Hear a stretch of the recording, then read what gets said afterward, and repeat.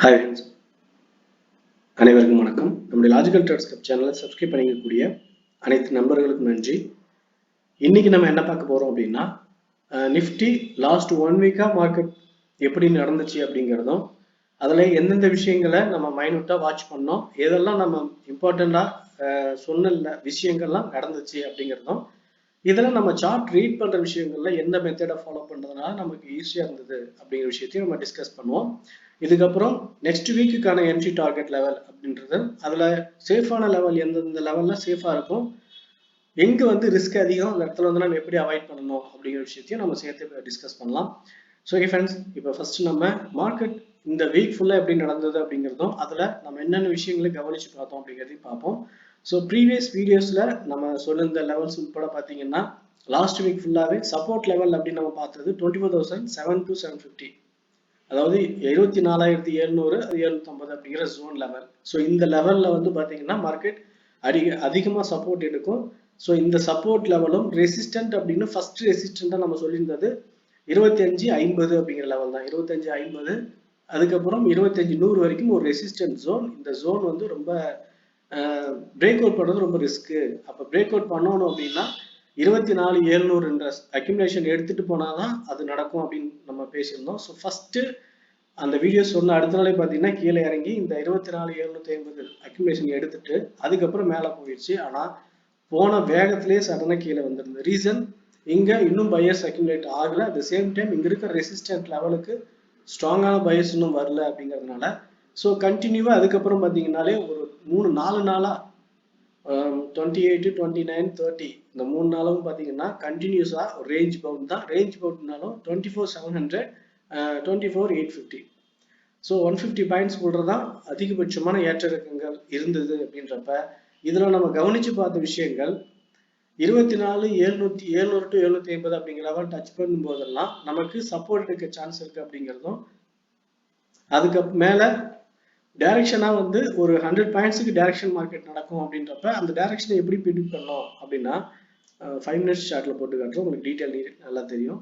Okay, இப்போ market direction பார்த்தீங்கன்னா மேலேருந்து இப்படி கீழே இறங்கிட்டு இருந்துச்சு அப்படின்றப்ப இந்த டைரக்ஷனில் பிரேக் அவுட் அப்படிங்கிறது நம்ம இங்கே பிளான் பண்ணோம். ஸோ பிரேக் அவுட்டில் 24,715 பிரேக் அவுட் ஆகும்போது அங்கிருந்து இந்த லெவல் 24,800 வரைக்கும் டார்கெட்டு. ஸோ இந்த டார்கெட் வந்து பார்த்தீங்கன்னா அச்சீவ் ஆச்சு. அடுத்து அது சேம் லெவல் இங்கிருந்து மேலே கீழே இருக்கும்போது நமக்கு 24,700 அப்படிங்கிற லெவல் வரைக்கும் டவுனில் வர்றதுக்கு சான்ஸ் இருக்கிறதுனால நம்ம இங்கே என்ட்ரியை புட் ஆப்ஷன் எடுத்தோம். அதுலேருந்து கீழே வந்து நமக்கு டவுன் சைட் டார்கெட்டு 25,700. அதுக்கப்புறம் மறுபடியும் வந்து பார்த்தீங்கன்னா 24,750 அப்படிங்கிற அந்த லெவல் பிரேக் அவுட் ஆகும்போது இங்கிருந்து 850 வரைக்கும் 100 பாயிண்ட்ஸ் டைரக்ஷன் மார்க்கெட்டில், டைரக்ஷன் அப்படிங்கிறது 100 பாயிண்ட்ஸ் ஒரு ரேஞ்சில் நமக்கு டார்கெட் கிடைச்சிது. இன்னைக்கு அப்படின்னா இங்கே பிரேக் அவுட் ஆகிறதுக்கு முன்னாடி இங்கிருந்து இந்த லெவல் வரைக்கும் நம்ம காலுக்கான பிளான் வச்சுருந்தோம். ஸோ இந்த ஹை பிரேக் அவுட் ஆனால் இதோட சப்போர்ட் லெவலில் இது மேலே பிரேக் அவுட் போகும்னு எதிர்பார்த்தோம். ஆனால் 24,050க்கு மேலே பிரேக் அவுட் ஆகலை, ரிவர்சல் ஆக ஆரம்பிச்சது. அப்படின்னா இந்த லெவலில் நம்ம புட் எடுத்தோம்.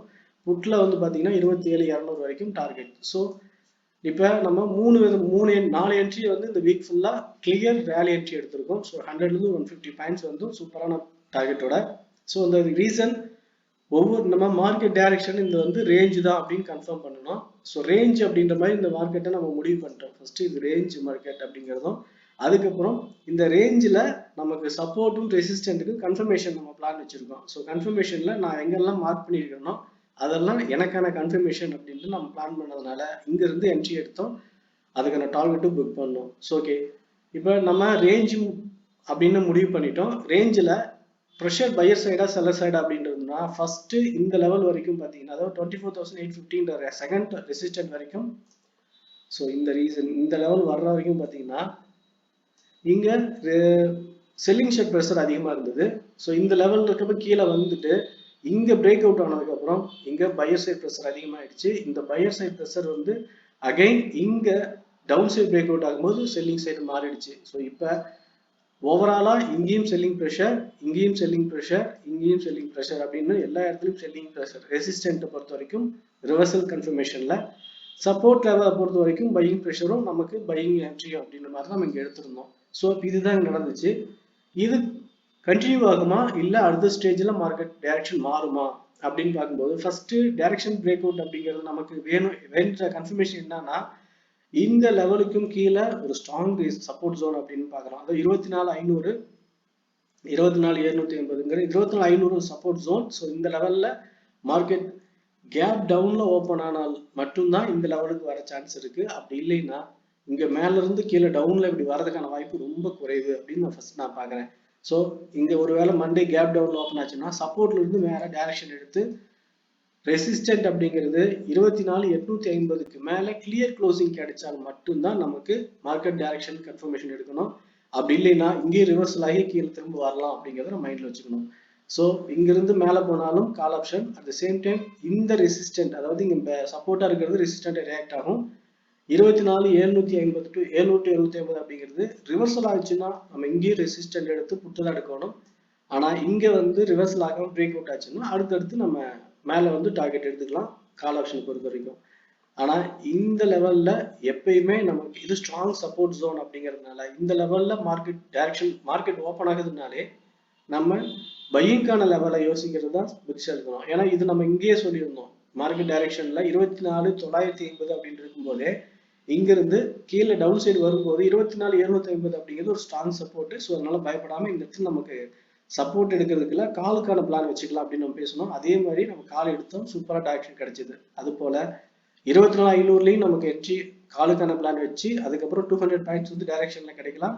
ஒருவேளை இந்த 780 பிரேக் அவுட் ஆச்சுன்னா இங்க வந்து 100 பாயிண்ட்ஸும், இந்த லெவல் பிரேக் அவுட் ஆச்சுன்னா அடுத்து ஒரு 200 பாயிண்ட்ஸுமே சூப்பரான ரேலி இருக்க சான்ஸ் இருக்கு. ஆனால் இந்த ரேலி எல்லாம் கன்ஃபர்மேஷன் எடுத்துட்டு நம்ம ஹோல்ட் பண்ணலாமே தவிர ஒரு மார்க்கெட் இந்த இடத்துல வந்துடுச்சு, அதாவது 27,500 வந்துடுச்சு, அதனாலே நம்ம வந்து டைரக்ட் ஓகே வாங்கி வச்சிடலாம், அதுக்கு மேல போகும் அப்படின்னு நம்ம எதிர்க்கக்கூடாது. வந்தாலும் இங்க சப்போர்ட் எடுக்குதா இல்ல பிரேக் அவுட் ஆகுதாங்கிறத கன்ஃபர்மேஷன் நமக்குன்னு ஒரு ஏதாவது லாஜிக்ஸ் பிளான் பண்ணியிருக்கோம்ல, அதுல வந்து நம்ம கன்ஃபர்மேஷன் எடுத்துட்டு தான் மார்க்கெட் டைரக்ஷன் டிசைட் பண்ணணும். ஸோ நான் என்னுடைய பாயிண்ட் ஆஃப் வியூல எப்படி டைரக்ஷன் பிளான் பண்றேன் அப்படிங்கிறத டெலிகிராமில் இன்டிமேட் பண்ணிட்டே இருக்கோம். ஸோ டீடைல்ஸ் தேவைப்படக்கூடிய நண்பர்கள் டெலிகிராம் பார்த்து கன்ஃபார்ம் பண்ணிக்கோங்க.